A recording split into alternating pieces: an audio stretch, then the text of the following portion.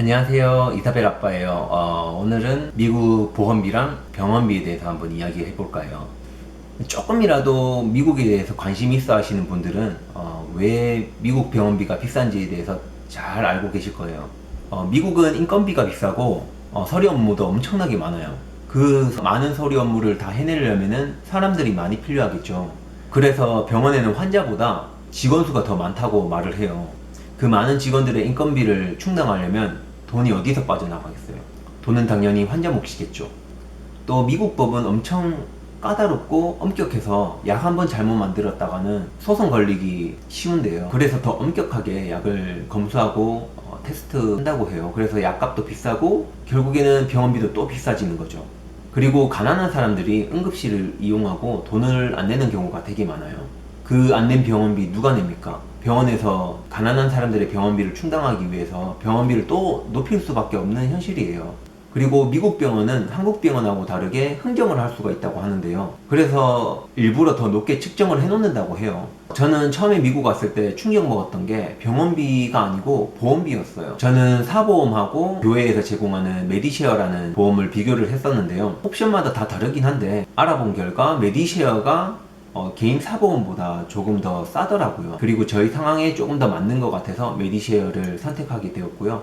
한국 보험하고 비교하면은 엄청 비싸고 보장 내역도 약했어요. 근데 다른 초이스는 없죠. 그래서 어쩔 수 없이 메디쉐어 선택해서 아직까지도 가입하고 있는 중이에요. 한국에서는 개인별로 보험에 가입해서 하고 있잖아요. 근데 미국에서는 가족 플랜이 따로 있어요. 그래서 가족 플랜 하게 되면은 조금 더 저렴하다는 장점은 있긴 하죠. 그래서 미국에서는 이제 가족 플랜으로 묶어서 가입할 수도 있는 게 조금 다른 것 같아요.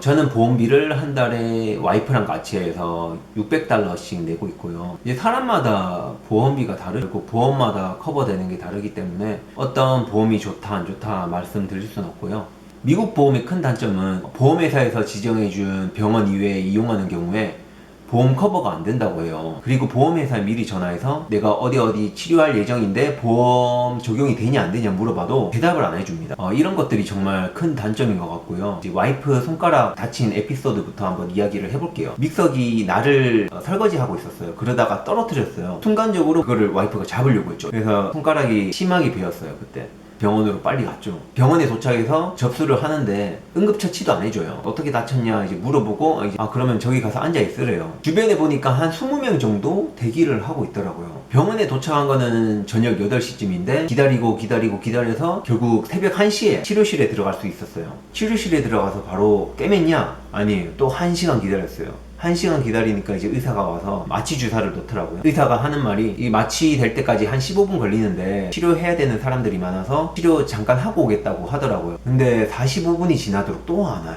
50분 지나고 의사가 와서 깨매기 시작하더라고요. 근데 다행히 잘 깨매고 집으로 왔는데 시계를 보니까 4시쯤 다 돼 가더라고요. 비용이 $1,000 나왔어요. 만약 한국에서 이렇게 기다리면은 100% 컴플레인이에요. 여기 병원 사람들은 친절해요. 잘 해주고. 근데 기다린 거 생각하면 정말 그냥 답 없어요. 그리고 여기 사람들은 이제 컴플레인 걸어봤자 소용없어요. 여기는 뭐 컴플레인 해봤자 뭐 나아지냐? 아니에요. 그래서 컴플레인 거는 사람은 거의 없고요. 여기는. 네, 이게 미국 응급실입니다. 여기까지가 이제 와이프 손 다쳤을 때 에피소드고요. 이사벨 출산할 때 병원비에 대해서 한번 이야기를 해볼게요. 이사벨 낳을 때는 주변에 가까운 병원에 갔어요. 주변에 좀 잘한다고 소문난 병원이었는데요. 작은 병원은 아니고 과가 여러 개 있는 우리나라로 치면은 종합병원이라고 생각하시면 돼요. 이사벨 낳을 때는 제왕절개 했고요. 보통 제왕절개 하시는 분들은 3박 4일 정도 있다가 내보내요. 특별하게 뭐 특이사항 없으면은 그냥 3박 4일 있다가 집으로 그냥 보낸답니다. 한국에서는 얼마나 길게 입원하는지는 잘 모르겠는데 3박 4일보다는 길다고 들었어요. 이사벨 순산하고 4일 뒤에 퇴원해서 집으로 왔죠. 병원비를 온라인에서 이제 보험 적용되기 전에 금액을 확인할 수 있어요. 그래서 확인을 해봤는데 3,500만원. 보험 없이 1명 나오면 3,500, 2명 나오면 7,000, 3명 나오면 1억 넘어요. 그리고 또 문제는 병원에서 일 처리를 그렇게 꼼꼼하게 안 해줘요. 그래서 병원비가 보험 적용 안 되고 집으로 다이렉트로 청구될 때가 많아요. 이럴 경우에는 반드시 병원에 전화해서 왜 적용이 안 됐는지 확인하셔야 됩니다. 안 그러고 그냥 병원비를 냈다가는 나중에 병원비를 못 돌려받을 수도 있어요. 저희는 메디쉐어가 있어서 일단 3,500만 원 안 냈고요.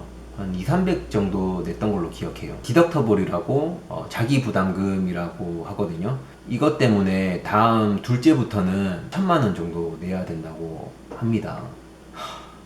열심히 돈 모아야겠네요. 참고로 주변에 물어보니까 한국에서는 2, 300 정도면은 된다고 하더라고요. 여하튼 미국 병원은 한국 병원이랑 비교할 수 없을 정도로 비싸고, 그래서 아파도 병원비 때문에 병원 안 가고 있다가 더 심해져서 가는 사람도 있는 것 같아요. 저는 미국 살면서 돈보다 건강이 더 중요하다는 게 절실하게 느껴지는 것 같아요. 오늘은 병원비랑 보험비에 대해서 조금 이야기를 해보았고요. 병원이랑 멀리 하는 게 좋은 것 같아요. 네, 병원 자주 안 가도록 몸 건강 관리 잘 하시고 다음 영상에서 또 뵐게요. 참고로 미국 병원비가 왜 비싼지에 대해서는 저도 영어 의사 알렉스라는 유튜브를 보고 더 자세히 알게 되었거든요. 혹시 더 자세히 알고 싶으신 분들은 링크 걸어뒀으니까 확인해 보셔도 좋을 것 같아요. 오늘도 밤이 늦었네요. 저는 이만 자러 가야 되겠습니다.